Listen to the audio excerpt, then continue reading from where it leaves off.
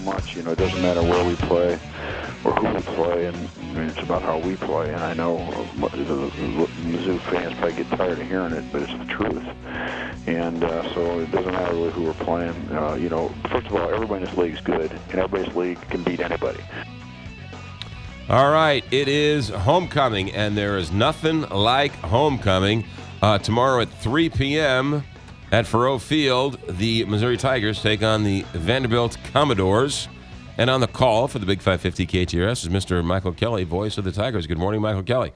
Good morning. How are you? I'm doing better. Still working through this cold. A little under the weather still. Yeah, he's got this crazy cold. Didn't talk to you on Friday after that impressive victory in Florida. I'd say it was impressive because they scored, in every single facet of the game. Well, they did. And even though the offense, struggled and had its moments, where they just weren't very good, the defense and special teams, carried Missouri in the game. I mean, you just look at the third quarter alone. Missouri got a punt return, and then on consecutive possessions by Florida, they scored on a scoop and score and a pick six.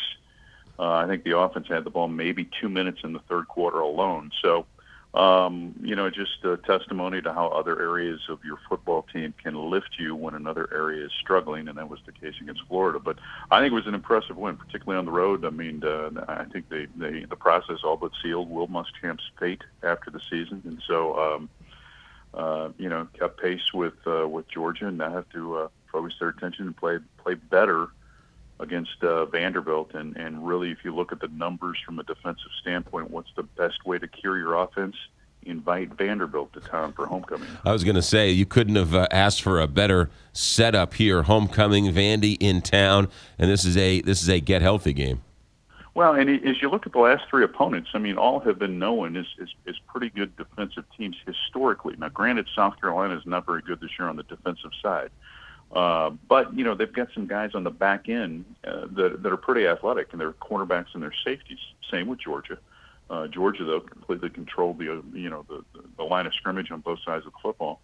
And Florida's secondary is pretty good. I mean, guys that can run and guys that are well thought of as potentially being guys at the next level. And the reason why I bring that up is that, a lot of the focus, and it's true of any level of football, it's always going to go back to the quarterback, but it's more than the quarterback. I mean, his receivers have got to do a much better job of not only trying to get separation, but coming back to the football and trying to help out the quarterback.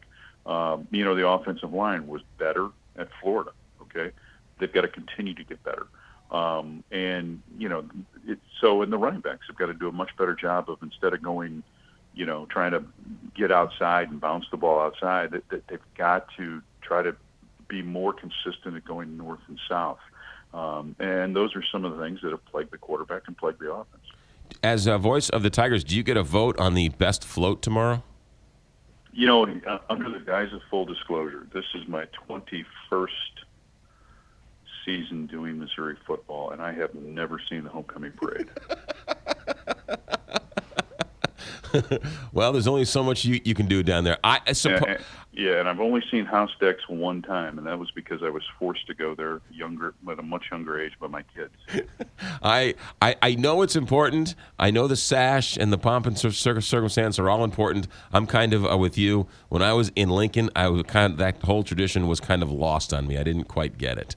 I love the games, but I didn't quite understand the whole exciting part of homecoming. Yeah, parades are something that, and I know that there are some remarkable causes that we have parades for, but I just haven't quite wrapped my arms around them from a passionate, enthusiastic viewer of parades. Well, you're busy, heavy in the depth chart and your charts getting ready for the game. So 3 p.m. tomorrow. Hey, while we still have you, we have a minute or two here. What are your thoughts on what's going on in North Carolina? Well, it's interesting. It's, we've seen 9 people now lose their jobs. And of course, you're referring to the academic fraud that's been going on for not just a decade, but multiple decades. Right. 3,100 students is what they've narrowed it down to, were impacted by this secondary curriculum where they could just basically not show up for class, turn in a term paper at the end of the semester and get an A or B no matter what the quality of the paper was. 47% of the 3,100 students were student athletes. Yeah. It's interesting because I go back to the question of who knew, okay? And you can't tell me that someone involved in Carolina athletics all the way up to the head coach in both football and basketball, and they've had multiple head coaches, particularly in football, didn't know about this program. So how deep will it go? I got to believe that's, it's much deeper than those that have lost their jobs already. I mean, you talk about SMU, you talk about Penn State, you talk about lack of institutional control. The fact that they didn't know is almost as bad as knowing. Well, I turn it the other way. I'd say, oh, yeah, they had institutional control. Yeah. They just were found out. Right.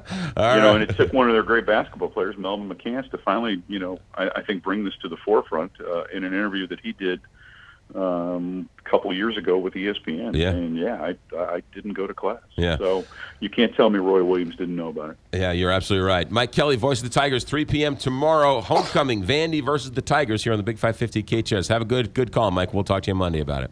All right, we'll see you. Bye. You got it. 9 o'clock, KTRS St. Louis.